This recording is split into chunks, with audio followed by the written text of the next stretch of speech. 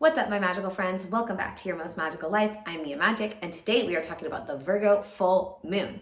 So this moon, y'all know, I'm sure you ever heard anybody talk about a Virgo, they are organized.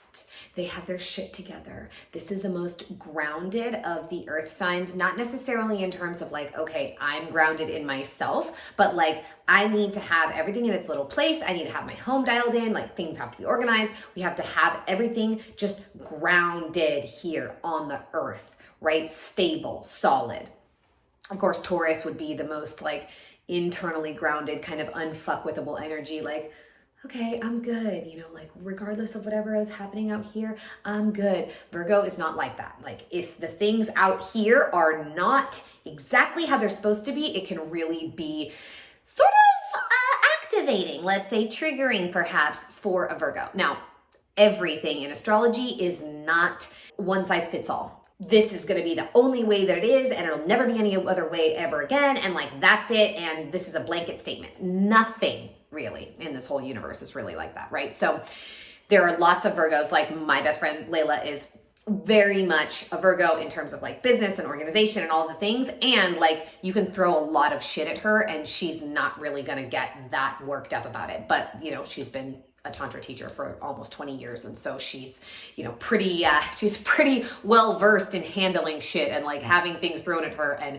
using it as an invitation and inspiration to transcend, to find the deeper meaning, or to use it as medicine and as a lesson. So one of the things that's really, really important to recognize about this full moon is that full moons, as we always say, are about completion. So they're about coming to completion with any of your old patterns or behaviors that are really hindering you from feeling that sense of balance or feeling that sense of solid, stable, safety, like I'm good, If you watched my last video on the Pisces new moon, we were really asking ourselves to step into the more mystical nature of who we are. What do we require to become the kind of person that's moving in the direction of our destiny, that's moving in the direction of our soul's song, our spirit's highest calling, our purpose, our dharma, right?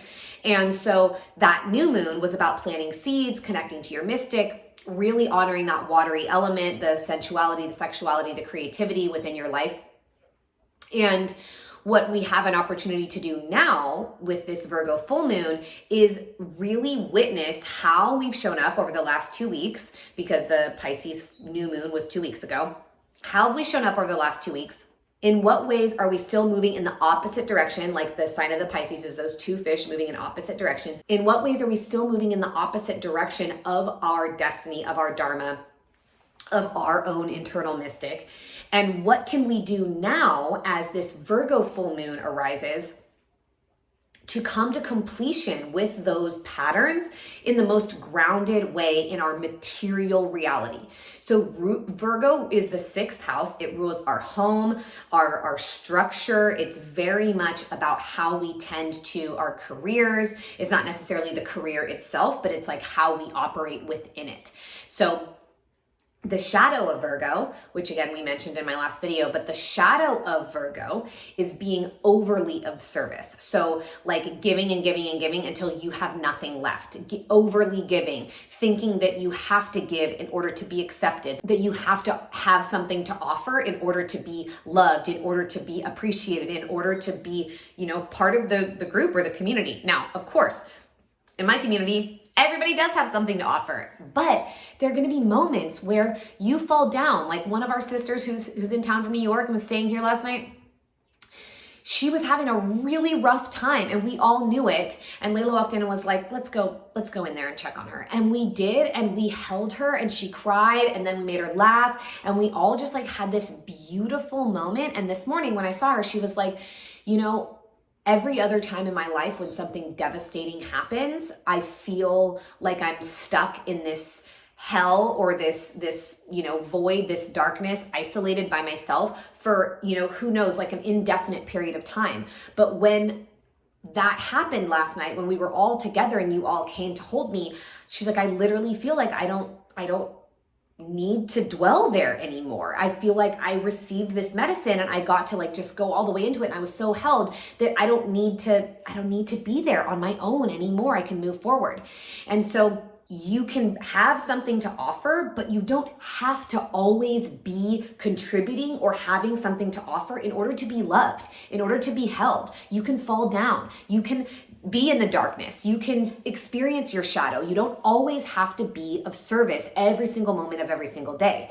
And that's a big shadow that Virgo experiences, is like, you know, the Virgo, the way that could have gone as a Virgo is like, oh, I don't want to talk about this. Like, you know, I don't want to burden you guys. I don't want to cry, and like letting us come in and just changing the subject and like, you know, making jokes or whatever. Not all Virgos are as hilarious as some, but you know, really deflecting and evading the opportunity to receive support, because Virgos always think that like they're supposed to be of service. And so sort of avoiding that, like I said, deflecting the opportunity to be held, to be in their smallness, to be in their hurt or their pain, and then just like making it funny and silly. And then, you know, maybe we all leave after an hour. We sat in there for like 2 hours snuggling, but maybe we all leave, and that's when the Virgo then breaks down, because they don't want to burden others, because they are in the story that they are the ones who are meant to be of service. So really looking at the ways that you feel, and it's going to be more powerful for Virgos, obviously, but for all of us, the ways that you feel like you have to show up and be of service in order to get anything, in order to be loved, in order to be accepted, in order to, you know, be cool enough or good enough or to be worthy. And what we want to do with this Virgo energy, this completion energy that the full moon brings, is really look at how are we still in that shadow of over-serving, you know, like to the point where we're tired or we're not taking rest or we're not treating ourselves well, but we're so concerned about how we treat others. Which that doesn't have to be the way that this shows up for you. Again, it can be like maybe you're disorganized, you know, like I did a big spring cleaning. That's such a huge piece that's so important for all of us, is like right now, spring cleaning, cleansing things out, moving the energy so that then this new astrological year that really starts with the beginning of Aries season, or with the spring equinox, kind of depending on how you look at it, can we clean out the old energy that's no longer serving us, or anything that's stuck, anything that's just like ready to go, ready to die, right? And use that to fuel us. That's what spring is, right? Everything dies in winter, all the leaves fall, and the plants, the trees, use all of their leaves as fuel. That's what becomes the humus of the forest floor. That beautiful soft layer beneath the trees is their own leaves falling over and over and over again, and then they get to receive their nourishment from the things that they're alchemizing, from their old stuff that they let fall away and let die, from their old shit. How beautiful is that, right? Like we could all learn so much from trees.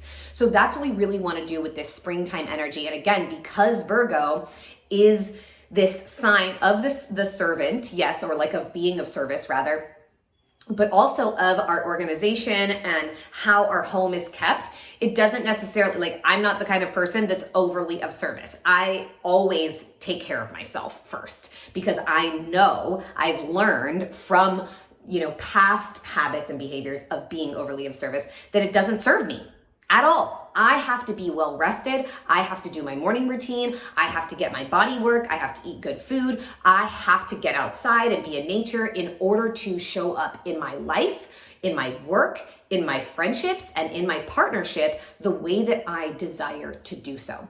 So that's really the question here with this Virgo full moon. What you want to be looking at within yourself is what in my immediate material reality, so that doesn't just mean possessions and things, that's your earthly reality. Virgo's an earth sign.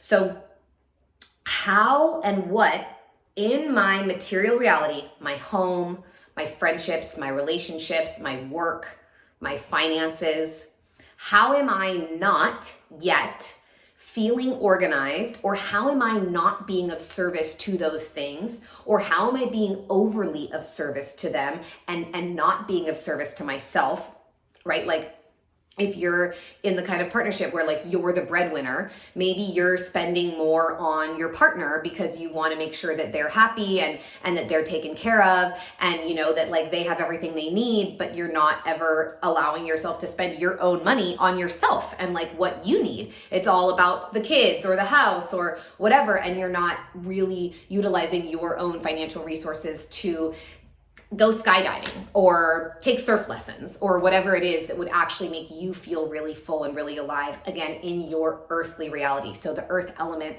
rules all those things that I mentioned: relationships, home, career, finances, and our physical environment in every way. So what this Virgo energy is asking of you, what the full moon, the completion of this Virgo cycle is asking you to do, is really look at what ways can I be of service that are empowered. So even like for me, like I said, with my house, I was like, okay, my house needs a little bit of cleansing. Like I've always had massive closets, absolutely huge closets. And in my last home, everyone that would walk into my closet was like, oh, can I rent your closet? It was that big. It was literally the thing that sold me on the house. I was like, I have to have this closet, you know?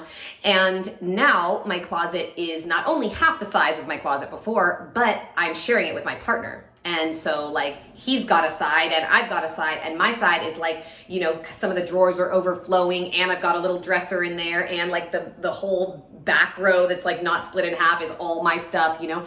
And I was just looking at that and I was like, this doesn't feel good to me. I want to move some of these things out. I don't need all of this stuff. And now I have a closet here at my second house. So like, you know, I got enough closet space. So how can I be of service to myself, to the energy of my home, to the way that my mind is functioning on a daily basis, whether that's conscious or subconscious, right? Because sometimes we can walk into a space that feels a little bit weird, or it's a little bit energetically, you know, cluttered or something, and we don't even realize that that is an external reflection of some kind of clutter that's happening in our mind. So that was something that I knew I needed to do in order to be of service to myself, to honor this energy of springtime and say, okay, I'm gonna come to completion with some of these things. And it can be that small, it can be that subtle. Just because we talk about these archetypal energies and the things that need to go or to die and like what we need to alchemize, it doesn't mean that it's this big thing. It doesn't have to be like that. For some of us, it's gonna be something big. For some of us, like maybe we need to quit our job in order to be of service to ourselves. For some of us, maybe we need to move because you're like living with shitty roommates who make you feel awful and don't wanna, you know, do rituals with you, and you can't talk to them about your spiritual life. Like that is super damaging for your soul. You need to get the fuck out of there, you know? So there are going to be big decisions for some of us, but there's also so many little minute details. And for me, it was like, I need to come to completion with like some of these mismatched socks, and I need to come to completion with like some of these bathing suits that I'm never gonna wear again. And I need to come to completion with like X, Y, and Z stuff here in my closet so that when I walk in here, it's all just like gorgeous. This is like this long silk dress from Revolve that I love so much. I love this color. This is very much a Virgo color. So I wore this for y'all today. And this is the way I want to feel in my clothing. This is the way I want to feel in my closet when I walk in to put my clothing on, right? So it can be very subtle, very small things, but you just want to witness what in your material reality, in your earthly existence, is asking for you to come to completion in order to be more organized. Now, that doesn't mean you need to have like little printed out labels on like everything with like spices and shorts and, you know, scissors and whatever. It doesn't have to be quite like that. That would make for very happy Virgo energy, but it doesn't have to be like that. It can just be what would allow you to feel more grounded, more stable, more safe, more organized in your mind with how you relate to your external reality, that then is of service, right? So if your mind is clear, if the energy of your physical environment is clear, then you are clearer on how you can be of service to yourself and with your career, or whatever that looks like. You know, like not all of our careers are like serving others, but how can you, even if, you know, you're making sales calls all day, or if you're like, you know, making coffee for people, how can you be of service to the energy of love, to the energy of fun and play and magic in the way that you engage and interact with people on a daily basis? That's really the most important thing. So with this full moon, what I really, really invite each and every one of us to dive into and tune in within ourselves is what has to come to completion. What has to die? What has to go in order for me to move into this springtime energy? Or of course, it'll be fall for you if you're in the southern hemisphere. This will be the autumn equinox that's coming as opposed to the spring equinox. But even that autumn energy, it's very similar. It's like things are falling, right? Everything is dying so that you can go into that internal time in winter. And for us in the northern hemisphere, it's like what's like ready to be shined bright, what's ready to be expressed, what's ready to bloom and blossom. So they're completely opposite energies, but they have similar flavors and similar things that they ask of us. So what needs to go? What needs to be like cleared out, you know, thinking about the Virgo energy of like, okay, this is in this place, this is in this place, this is in this place, this is exactly where it needs to go. Okay, this is all dialed in perfectly. Now I get to like feel clear and feel good and feel grounded, and then I can, you know, step forward, walk forward, move forward. And again, after this, the next new moon is the Aries New Moon. So that is all about action, what we stand for, what we're willing to be the warriors of, what we're willing to fight for. And it is that sort of inner child energy. So we're really coming to completion, again, even more so with the astrological year, and starting again with the new moon in Aries, like, okay, first sign, inner child energy, warrior, confident, fire, action, motivation, moving forward. So this is that last opportunity. And again, there's no last opportunity. All of the signs keep cycling in and out. We always go through this same energetic cycle every single year. But we have an opportunity here with whatever you've noticed over the last 2 weeks or the last 6 months or since 2022 began. What still has to die or fall away or be cleared out or be reorganized in order for you to walk forward, again, fire, Aries, step, action, in the most empowered way for your earthly reality, for you to be the warrior of what you know you're here to fight for, and for you to be of service to yourself in order to then radiate that service out into the world and be the most impactful and empowered version of yourself that you can possibly be. Thank you all so much for watching this video. I'm sending you so many full moon blessings. Make sure you like, comment, and subscribe. I am Mia Magic, and welcome to your most magical life.